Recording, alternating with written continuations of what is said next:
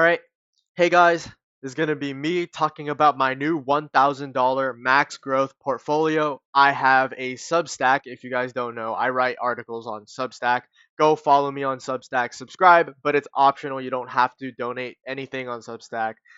Just go ahead and read it if you want some information before everybody else gets it. I post a little bit on Substack. I recently started, so had to plug that a little bit. But yeah, I did put $1,000, as you can see right here. Here's the proof. I put 1,000 of my own money into a brand new stock portfolio, and yesterday I created this graphic for you guys to see all of my positions on this $1,000 max growth, max conviction post AMD earnings update for the portfolio. Anyways, guys, let's take a look at the stocks that I'm holding and why. First, starting off with Google. Google is my highest conviction out of all of my positions in this portfolio. And I do believe I own about $350 of this stock, going up 9.97% after the first day. The reason why I'm using $1,000 as my example portfolio is because there's very little to no upside to posting my real financials on the internet for the internet to see. So this $1,000 account is going to be a mirror of my investing philosophy. And again, I'm extremely bullish on Google simply because their business model is super diversified. They have YouTube, they have Waymo, they have Android, they sell phones, they do ads, they do search query, they do cloud services, all of this stuff just for Google. And clearly, if you can see the numbers, it's working out. And I have a feeling that AI and Google are going to be very synonymous in the future. Google's just in a really, really solid spot right now where they can essentially throw infinite money into the AI race and they'll be fine because their business is so diversified. Next, let's look at Meta. Now, Meta's a little bit controversial, and they did dip about 20% after the earnings call, which, in my opinion, is okay. It gave me a really, really good buying opportunity here, and it dipped mostly because of their capex spending. They are spending a little bit of money that they don't have, but in my opinion, Meta is also very diversified, and they're positioned well for long term. SanDisk. SanDisk is going to be one of the companies that I am the most cautious of.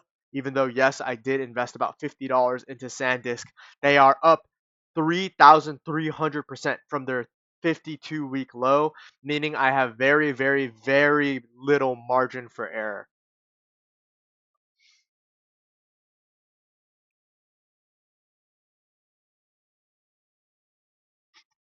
And for the star of today's show, we are looking at AMD.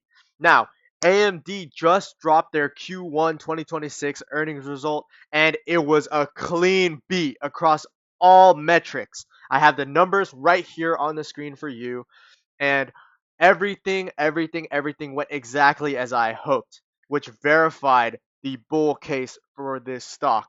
Data center beat the key mark that Wall Street was watching. Q2 guidance crushed the consensus, and everything about this company is absolutely amazing.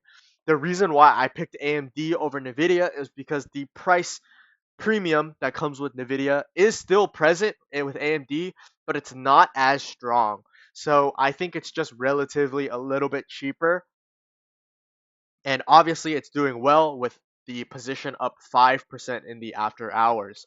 Next, let's look at my safest position, VT, which is the Vanguard Total World Stock ETF. Again, the reason why I chose the Vanguard Total Stock World Stock ETF is because US stocks don't always outperform internationals. And by buying VT, I get meaningful exposure to internationals as well as United States stock. I get 27% Europe and Asia and 10% in emerging markets. Now, the good thing about VT is the forward PE ratio is lower at 17.09% versus the US's 22%. And I'm using this fund as a anchor position to keep the rest of the portfolio steady. If the portfolio decides to be extremely volatile, go very high up or very high down, USDT is a solid anchor that will hold my portfolio together. That's what's important, is that since I'm not going to be adding any additional money into this portfolio, I only get $1,000. I have to play it a little bit safe, even though I am doing a high growth strategy. Now, 100 or $1,000 starting point.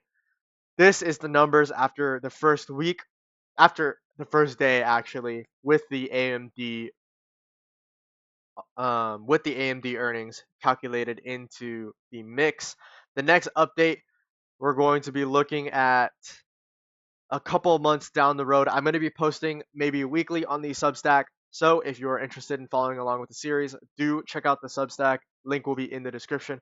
But otherwise, thank you guys for watching. And this is going to be my story portfolio where I take $1,000 and try to grow it as large as possible. Anyways, guys, thank you so much for watching. Again, follow the Substack and subscribe, like, and I'll see you in the next update. Goodbye.